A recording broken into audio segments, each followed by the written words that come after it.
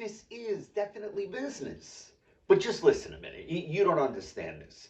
When I was a boy, 18, 19, I was already on the road. And there was a question in my mind as to whether selling had a future for me. Because in those days, I had a yearning to go to Alaska. See, there were 3 gold strikes in 1 month in Alaska. I felt like going out, just for the ride, you might say. Yeah, my father lived many years in Alaska. He was an adventurous man, and we've got quite a little streak of self-reliance in my family. I thought I'd go out with my older brother, try to locate her, and maybe settle in the north with the old man.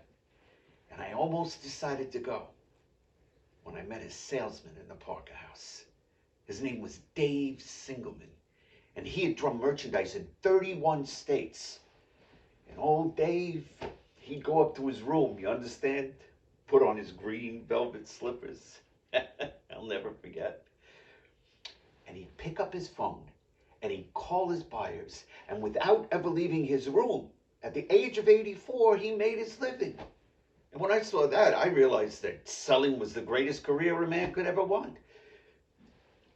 Because what could be more satisfying than to be able to go into 20 or 30 different cities and pick up a phone and be loved and remembered and helped by so many different people? Do you know when he died? When he died, and by the way, he died the death of a salesman, in his green velvet slippers and the smoker of the New York, New Haven, and Hartford going into Boston. When he died, hundreds of salesmen and buyers were at his funeral. Things were sad on a lot of trains for months after that.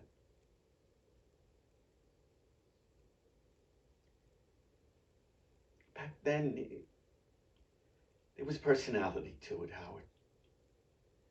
There was respect, comradeship, and gratitude in it. Today, it's all cut and dry. No chance of bringing friendship to bear or personality. You see what I mean? They don't know me anymore.